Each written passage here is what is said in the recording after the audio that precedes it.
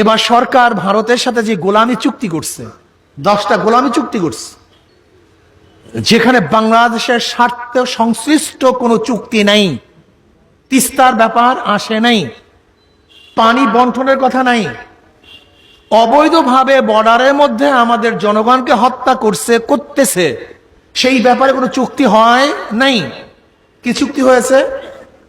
আমাদের বাংলাদেশের বুকের উপর থেকে ট্রেন লাইন ভারতে যাবে, আজকে বাস ভারতে যাবে, আজকে নৌবন্দর ভারত ব্যবহার করবে না।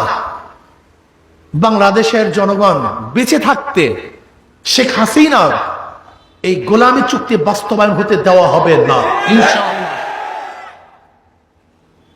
আপনি গোলামি করে ক্ষমতা আসতে পারেন, কিন্তু আমরা স্বাধীন, আমরা স্বাধীনতা অর্জন করছি।